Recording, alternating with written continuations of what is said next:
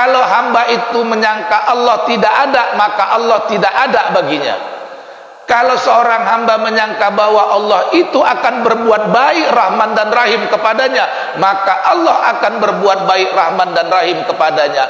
Jika hamba itu menyangka bahwa Allah akan menyiksa dia, maka Allah akan menyiksa dia. Ana inda dhanni abdi bi. Aku berada dalam sangkaan hambaku.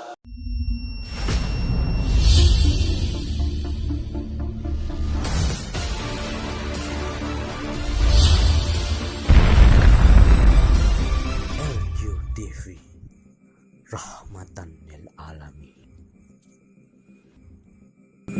Assalamualaikum warahmatullahi wabarakatuh.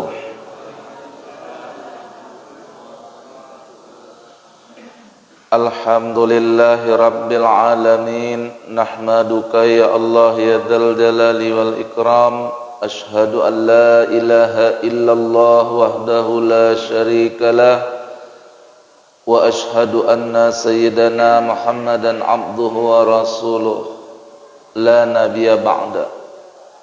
Allahumma salli ala sayyidina Muhammad wa ala alihi wa ashabihi da'aimil Islam.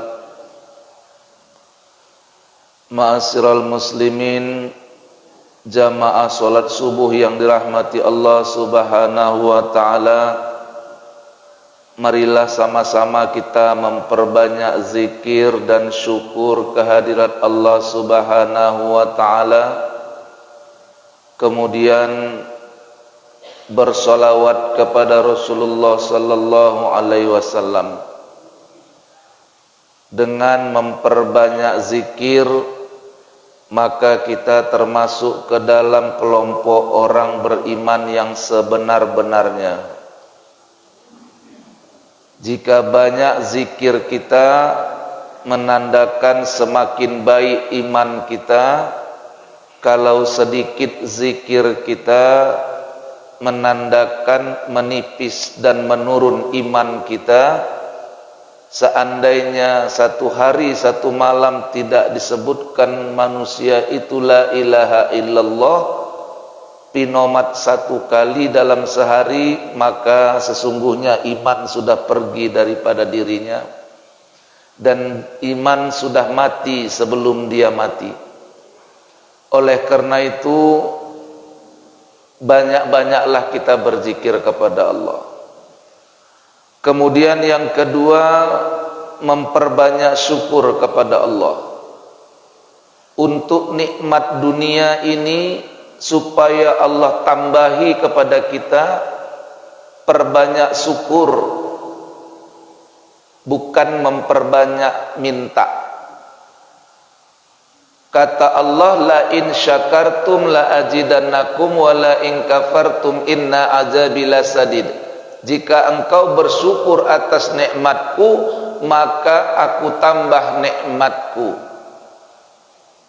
Jadi untuk ditambah Allah nikmat kita hidup di atas dunia ini, maka banyak bersyukur.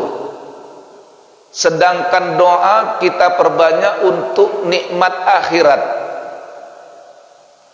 Untuk nikmat dunia ini banyak bersyukur saja, bukan banyak minta. Bersyukur kepada Allah atas rezeki yang sudah diberikan Allah, atas harta yang sudah diberikan Allah, kesehatan yang sudah diberikan Allah. Maka Allah tambah.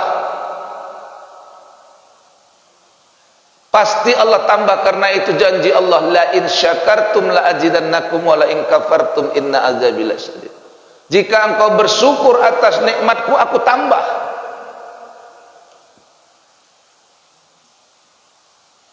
Tidak memandang kepada besar kecil, sedikit banyaknya, tidak. Karena sekecil apapun itu nikmat pemberian Allah yang kita tidak bisa mencarinya sendiri, dan tidak ada orang yang bisa memberikannya kepada kita kecuali semua daripada Allah. Yang perlu kita minta banyak-banyak itu untuk nikmat akhirat. Minta ampun kepada Allah dari dosa yang bertumpuk, dosa yang banyak, dosa yang disengaja, dosa yang tidak disengaja.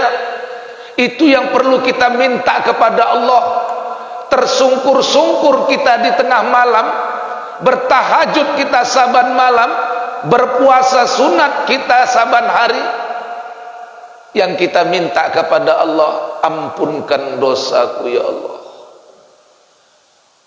Istiqomahkan kami di dalam amalan ya Allah. Nanti kalau mati, matikan kami dengan husnul khotimah ya Allah. Nanti masukkan kami ke dalam surgamu ya Allah. Yang kita minta kepada Allah untuk urusan nikmat akhirat. Sedangkan untuk nikmat dunia perbanyak saja syukur. Kita enggak bilang kepada Allah tambahi hartaku, tidak. Kita tidak minta kepada Allah ya Allah banyakkan rezekiku, tidak. Syukuri saja rezeki yang sudah diberikan Allah. Syukuri saja harta yang sudah diberikan Allah. Dengan kau syukuri itu Allah tambah itu. Jadi kunci agar ditambahi Allah nikmat dunia, syukur. Bukan minta. Minta untuk urusan akhirat. Bapak Ibu hadirin yang dirahmati Allah Subhanahu wa taala, kita akan bacakan satu hadis kudusi pada pagi hari ini. Hadis kudusi adalah kalam Allah. Apa bedanya hadis kudusi dengan Al-Quran? Al-Quran kalam Allah yang disampaikan kepada Nabi Muhammad melalui perantaraan malaikat Jibril. Itu Al-Quran. Saya ulangi, Al-Quran adalah kalam Allah, perkataan Allah yang disampaikan kepada Nabi Muhammad melalui perantaraan malaikat Jibril. Itu Al-Quran. Tertulis di dalam mushaf sekarang. 6.666 ayat, 114 surah, 30 juz. Ini kalam Allah yang disampaikan Allah kepada Nabi Muhammad melalui perantaraan malaikat Jibril. Sedangkan hadis kudusi kalam Allah, perkataan Allah yang disampaikan Allah langsung ke dada Rasulullah sallallahu alaihi wasallam. Jadi sama-sama kalam Allah. Quran kalam Allah, perkataan Allah. Hadis kudusi juga kalam Allah, perkataan Allah. Bedanya Al-Quran disampaikan kepada Nabi Muhammad melalui malaikat Jibril, sedangkan hadis kudusi disampaikan Allah langsung ke dalam dada Rasulullah Muhammad sallallahu alaihi wasallam. Sebelum saya lanjutkan, pagi ini sound sistemnya bagus sekali. Apa baru diganti, Pak? Baru diperbaiki kayaknya. Sehingga saya perlu tanya ini. Biasanya suara saya kan tidak begitu jelas, tidak begitu besar, bukan tidak begitu jelas. Pagi ini begitu besar. Apakah didengar juga ya, Bu? Kayaknya baru diperbaiki, baru diganti ini soundnya, bagus sekali. Baru ganti, Pak? Alhamdulillah. Ya. Baru diganti rupanya. Luar biasa, bagus sekali. Enak. Nah, kalau gitu saya kecilkan sedikit volumenya. Volume saya gitu. Nah. Jadi hadis kudusi itu juga banyak. Nah, di antara hadis kudusi itu kita akan bacakan pada pagi hari ini. Wa an Abi Hurairah radhiyallahu anhu anna Rasulullah sallallahu alaihi wasallam qala Yaqulullahu ta'ala ana inda dhanni abdi bi wa ana ma'ahu idza dzakarani fa in dzakarani fi nafsihi dzakartuhu fi nafsi wa in dzakarani fi mala'i dzakartuhu fi mala'i khairim minhum. Dari Abu Hurairah radhiyallahu an bahwasanya Rasulullah sallallahu alaihi wasallam berkata Allah Ta'ala, kata Rasul, ana inda dhonni abdi bi. Jadi kata Allah, aku berada dalam sangkaan hambaku, dan aku beserta hambaku ketika dia berzikir kepadaku. Jika hambaku itu berzikir kepadaku sendirian di dalam dirinya, maka aku berzikir kepadanya di dalam diriku. Jika hambaku itu berzikir dalam satu majelis, maka aku akan berzikir kepada hamba itu di dalam majelis yang lebih baik daripada majelis mereka, yaitu majelis para malaikat. Masya Allah. Jadi ini hadis kudusi, kata Allah, Pak, aku, kata Allah, berada dalam sangkaan hambaku. Jadi Allah itu berada dalam sangkaan kita, sangkaan hamba. Hamba itu menyangka apa kepada Allah? Kalau hamba itu menyangka bahwa Allah itu ada, maka Allah ada baginya. Kalau hamba itu menyangka Allah tidak ada, maka Allah tidak ada baginya. Kalau seorang hamba menyangka bahwa Allah itu akan berbuat baik, Rahman dan Rahim kepadanya, maka Allah akan berbuat baik, Rahman dan Rahim kepadanya. Jika hamba itu menyangka bahwa Allah akan menyiksa dia, maka Allah akan menyiksa dia. Ana inda dhanni abdi bi. Aku berada dalam sangkaan hambaku. Maka sangka baiklah kepada Allah, Allah akan berbuat baik kepada kita. Sangka baik.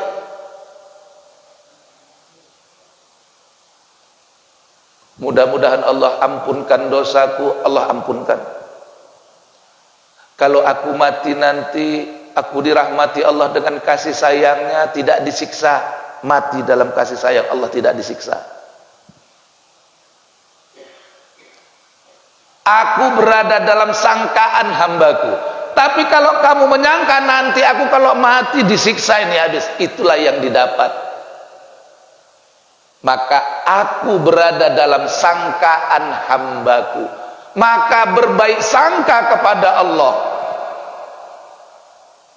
maka Allah akan berbuat baik kepada kita. Berbaik sangka kepada Allah. Husnuzon, berbaik sangka kepada Allah. Aku beserta hamba. Ya.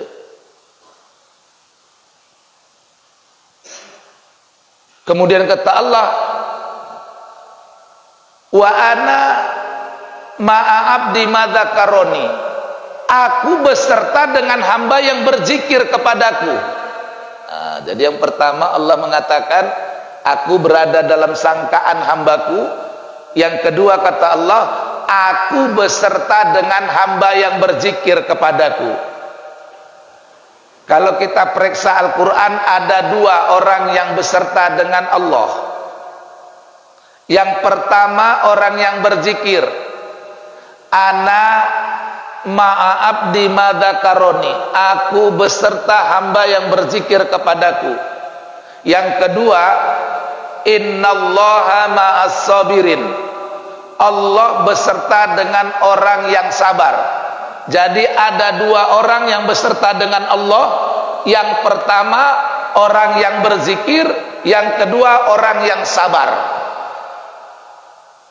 Kalau kita tidak berzikir, bercerai dengan Allah. Kalau kita tidak sabar, bercerai dengan Allah. Jangan bercerai dengan Allah, bercerai dengan istri saja kita sudah lintang pukang, Pak. Ibu juga Jangan bercerai dengan Allah, bercerai dengan suami saja sudah susah. Kalau kita beserta Allah selamat. Orang yang membenci kita kalau kita beserta Allah hancur dia. Kalau kita beserta Allah rezeki datang kepada kita. Kalau kita beserta dengan Allah nggak akan disiksa waktu mati.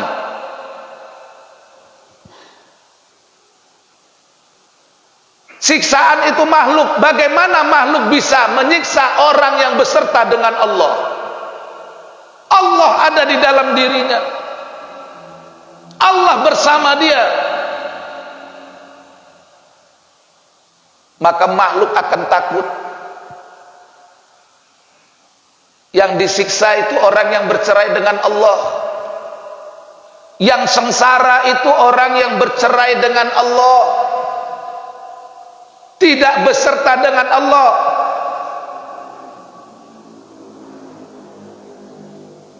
Makanya sampai sholat pun, aqimis sholata li dzikri, tegakkan sholat untuk zikir kepadaku. Beserta dengan Allah, selamat kita. Ana ma'a abdi madzakaroni, aku beserta dengan hamba yang berzikir kepadaku. Maka kata Nabi, la ilaha illallah kalimatul haq, la ilaha illallah kalimat yang benar, alaiha nahya wa alaiha namut wa alaiha nuba'asu insyaallah minal aminin. Kita ini hidup dengan la ilaha illallah, kata Nabi, nanti juga mati dengan la ilaha illallah, nanti kita dibangkitkan pun dengan la ilaha illallah, la ilaha illallah, la ilaha illallah. Ini kalimat yang luar biasa. Di dalam Al-Quran surat Muhammad, fa'lam annahu la ilaha illallah wastaghfir li dzambika walil mu'minina wal mu'minat. Ketahuilah tidak ada Tuhan kecuali Allah, maka mohon ampunlah kepada Allah atas dosa-dosamu, dan mohon ampunlah atas dosa orang beriman yang laki-laki dan yang perempuan. Jadi kalau orang yang la ilaha illallah berzikir, matinya husnul khotimah, matinya baik. Kata Nabi apa? Seseorang dimatikan nanti dengan apa kebiasaan dia. Jadi seseorang dimatikan nanti di akhir hayatnya sesuai dengan kebiasaannya. Kalau dia biasa berzikir, maka matinya pun berzikir. Kalau dia biasa baca Quran, matinya pun baca Quran. Kalau dia biasa merepet, matinya pun merepet. Jadi seseorang dimatikan berdasar kebiasaan dia, kata Nabi. Apa kebiasaan dia? Yang biasa mutar tasbih, nanti kalau mau mati minta tasbih dia. La ilaha. Mama kawan saya umurnya 85 tahun meninggal, kira-kira 4 atau 5 bulan yang lalu meninggal. Sebelum meninggal tuh, apa kata mamanya tuh? Semua dinding rumahnya tuh menjadi Al-Quran, dibacanya. Membaca Quran tidak lagi Quran kitab ini yang dibacanya, ditengoknya ke dinding dibacanya, mengaji mak tuh. Selama ini dia mengaji, membaca kitab Al-Quran nih, mushafnya dibacanya. Begitu dia mau meninggal, tak dibacanya mushaf Quran nih, ditengoknya ke dinding, dinding itu jadi Quran semua. Masya Allah. Jadi waktu mau mati mak tuh, ditengoknya dinding, mengaji dia. Padahal tak ada di dinding itu tulisan Quran. Seseorang dimatikan berdasarkan kebiasaan dia waktu hidup. Itulah dia. Itu kata Nabi. Dimatikan kita berdasarkan kebiasaan kita waktu hidup. Tak lagi dibaca Quran tuh mushafnya, apa yang dipandang jadi Quran. Begitu juga lah orang yang biasa nanti berzikir, apa yang dia pandang menjadi zikir baginya. Tahukah kita mati sakitnya seperti 300 kali dicambuk pada pedang. Seperti 300 kali dicambuk dengan pedang pada tempat yang sama. Jangankan mati berpisah ruh dan jasad, sakit demam saja kita sudah menghayal entah kemana-mana. Sakit demam saja kita sudah mengoceh. Demam tinggi itu mengoceh orang, nggak sadar dia apa yang diucapkan. Itu baru sakit demam, belum sakit menjelang mati. Maka kata Nabi, sakitnya mau mati seperti 300 kali dicambuk dengan pedang pada tempat yang sama. Sakitnya mati seperti kambing yang hidup dikuliti, nggak tanggung sakitnya. Saking sakitnya ada orang udah tak bisa lagi berkata-kata. Tapi karena kebiasaan dia membaca Al-Quran, Quran itu jadi obat. Enaklah dia mati tadi. Sakitnya ada, tapi hilang rasa sakit karena Al-Quranu wa huwa sifa. Al-Quran itu obat. Ada sakitnya waktu dia mau mati, ada. Hilang sakitnya dengan zikir. Kenapa? Karena dia beserta dengan Allah. Sakit itu datang daripada Allah, ciptaan Allah, makhluk Allah. Allah ada dalam rahmatnya kepada orang itu, hilang rasa sakitnya. Hilang rasa sakit itu karena amal yang kita buat, Pak. Kalau enggak, Masya Allah, dahsyatnya. Ana ma'a abdi madzakaroni, aku beserta dengan hamba yang berzikir kepadaku. Dimenangkan Allah kita. Dunia ini kalau kita tidak pandai-pandai berzikir, kalau tidak banyak kita berzikir, habis kita dilindas dunia ini.